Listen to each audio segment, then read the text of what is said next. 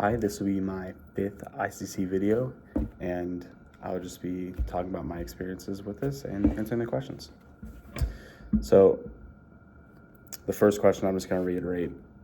Before reading the required reading for the assignment, did I think there were that many variations of ASL? Honestly, no, I didn't.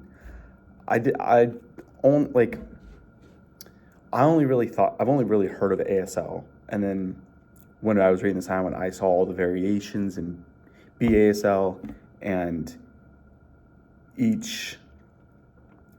when I was reading, depending on the different regions of the US, even then, like Martha's Vineyard, there was different signs and stuff, or depending on where those people came from, whether it was the French or the British, they all had their different variations of what they added to their dialect for their sign language. So they took those in, or also each individual person has their own way of signing sometimes, or might look a little different, or some what's known as the Black American Sign Language or African American, and they had their own type of sign language because they had to kind of create it themselves because they weren't funded when they're first starting off. So they had their own self, and they held on to that their culture. So that's why sometimes their signs are different, or they have different signs. And then the second question is, we talk about multiple ways to sign the same or similar concepts in class, but even so, was there anything that surprised me about the amount of variation in ASL? I would say yes, because it kind of surprised me that there isn't just one universal, so it's everyone that knows ASL doesn't get kind of confused as to what's being asked of them, so it's not okay, you're trying to learn something new. But I guess it's similar in the same way that there's different ways to say either there, or there, over there, or just the different variations, there, we're gonna go over there, or that's their house. I would say it's kind of something like that a little bit, but just different variations, but it's all said the same way. But and then for the sign for birthday, so other signs I can think that are the same and have different versions are weather, and then Sunday. Those are two that I can think of. And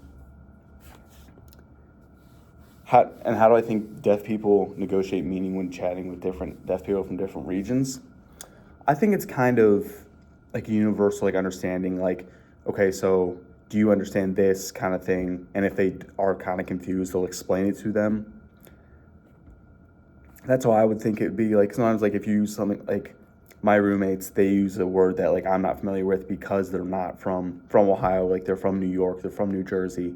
I have two roommates from New York, one from New Jersey. Sometimes they'll say things and I don't get the reference because I'm from Ohio. So sometimes I'll have to ask them, okay, well, what does that mean? I have no idea what that is. So I think it's kind of the same thing where they'll explain it to me, and something they don't know from here, I'll explain it to them so we have an understanding. And then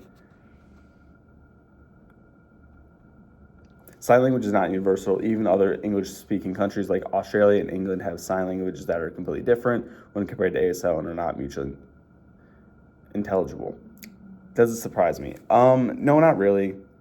I mean, though I did initially think that ASL was kind of universal, but it doesn't surprise me that it's not just universal for everyone. It's because English isn't universal for everyone. Yeah, most, but there's so many different languages. So obviously I feel each language has their own sign language with it. So there's one for the French, there's one for the British, there's one for Australia. There's so many different variations. There's even some that stem from those. Even in America itself, there's different dialects, I would say, for ASL. And then so it doesn't fully surprise me. And then how do I think deaf people negotiate meaning with other deaf people from foreign countries? I think sometimes you can tell, like, there's a lot of similar signs. I know that, but also if there's like I would say confusion, they might just like ask, or maybe use maybe use some kind of translator, like if it's like a big concern, maybe like text it and then have it translate it, or so they can maybe read it just to get going a little bit, so they understand what's being said, so they're not like all confused. So, and then thinking about all five ICC assignments. What have I learned? I would say it has helped me like to learn how important culture is to the hard of hearing community and the deaf community, and it's allowed me to actually understand how important it is and how to feel like someone has your back. And then it's helped me like grow within, I would say, my own culture, like to like maybe connect to it more, like my culture and my family. And then three things that surprised me during these ICC assignments are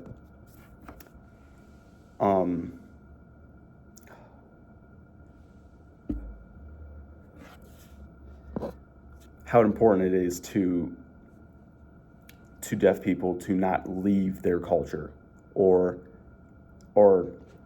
just like I had said, I learned that there's deaf culture is important. I also didn't know that was like quite a thing, or they were so attached. I also learned that VRS is something that still is very helpful to people of the deaf community, because it allows them to communicate over a phone, and just have like a phone call, or vice versa, so they can feel like they can still have that conversation with them without losing touch with